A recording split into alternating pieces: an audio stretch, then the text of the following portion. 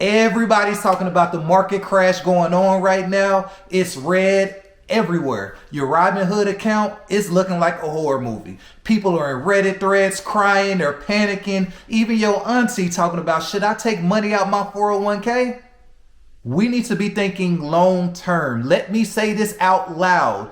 This is not a get quick. I'm gonna break this down real simple how to buy during the crash. First off, let's get this straight. Red doesn't mean run. It means it's a sell. If your favorite pair of Jordans, mine would be the 11s, dropped from $225 to $90, you wouldn't be in a panic. If anything, you would be camped out in a lawn chair, sitting there waiting to buy multiple pairs. That's the same thing with stocks. So why are you scared and panicking when Apple goes from 190 to 130? Stocks are the only thing where people all of a sudden panic and start to freak out. It's like it makes zero sense. What are you panic selling for? Meanwhile, the rich, they're sitting there like, I'll take 50 of this, I'll take 100 of that, and I'll take 1,000 of that. Meanwhile, regular folks are panic selling. They're like, I just want my 87 back at this point. Now, being that we're smarter than the average investor and the average person, we're gonna buy the dip.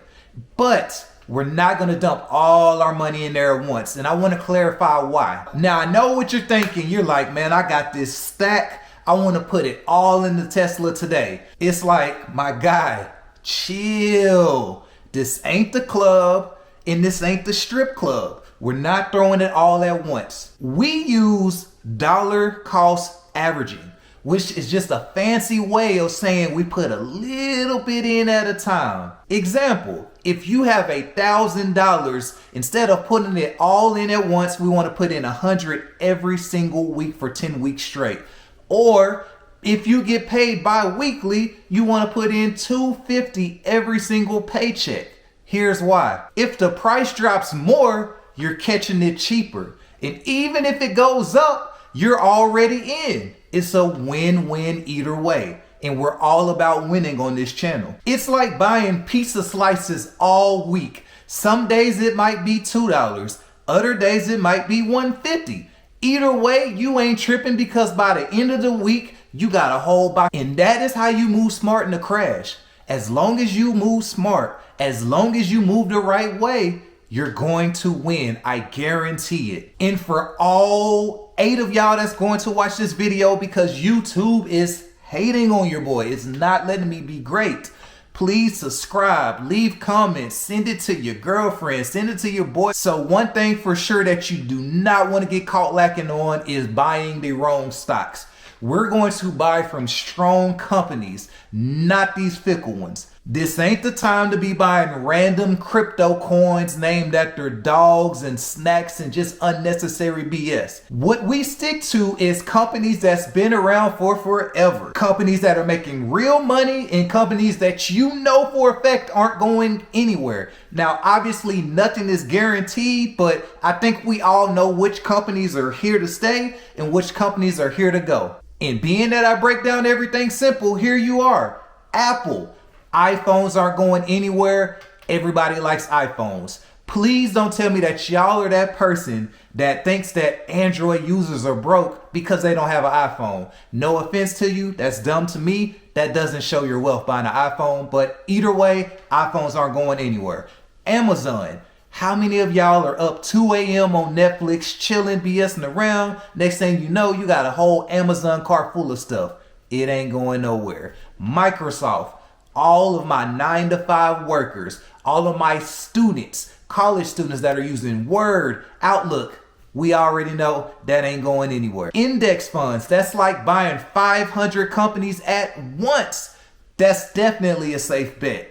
Ultimately, do not get caught lacking trying to buy a bunch of popping stocks at the moment because you're going to end up with a bunch of L's in your portfolio, and trust me, you don't want that. You want solid, boring companies that are going to bounce back regardless of whatever happens. Remember, boring wins. You want to be boring because the people that are boring always end up winning in the end. Now that we got that understood, you want to be sure that you keep some cash in the end.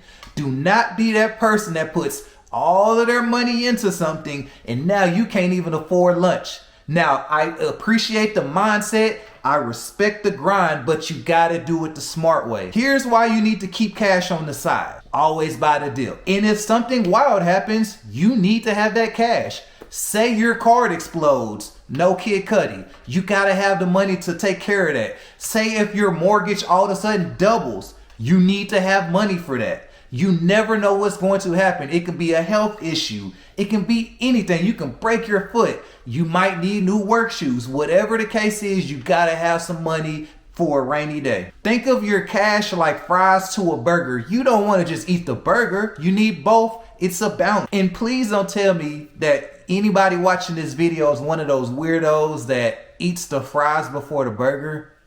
That's weird.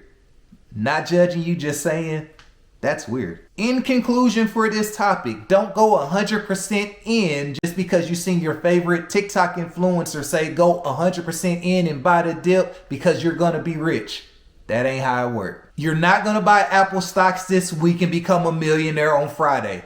This isn't like the 2021 crypto situation. It's not gonna happen. This is a plant the seed and watch it grow kind of money. What I mean is, if you buy right now during the scary times and you sit on that and you watch it grow for 3 to 5 to 10 years, depending on how your patience is, you will see it grow crazy numbers.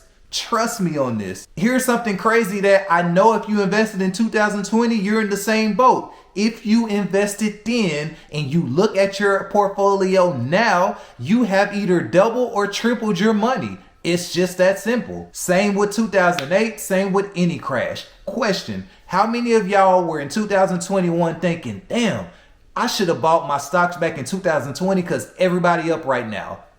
Here's your chance. Basically, scared money set out and they watched everybody else, while smart money they invested and now they're winning. You want to be the second person, and you will be as long as you do it smart. Now that we have that out the way, we need to learn while we're buying. Nobody's an expert, nobody's a guru, but what you need to understand is you need to always continue to learn while you're investing in stocks. If you're going to put your money into anything, but stocks especially, know as much as you can about it. Read articles. Hop on YouTube. There's so many stock experts out there. Learn what the company does. Look at the charts from previous times. Look at 5 to 10 years ago. See where it was at then and see where it's at currently. If you can scroll on Instagram or TikTok for 2 hours, you have the time. And don't just copy random people. Be very strategic and really educate yourself on who you are taking advice from. Don't take advice from a TikTok guy that's talking about this AI stock that's going to do so well. And chances are he could be right, but it's an even bigger chance that he's wrong, as that's how you end up broke. That's how you end up mad at yourself. And that's how you end up mad at that person. So use your brain. All right, so let's wrap this up. The market is crashing. Buy when it is low, meaning buy the dip. Don't throw all your money in at once. Stick to strong companies. Again, Amazon, Google, Tesla, Nvidia, so many out there. Keep some cash on the side. Think long term, please. We all eat. Everybody eats, B.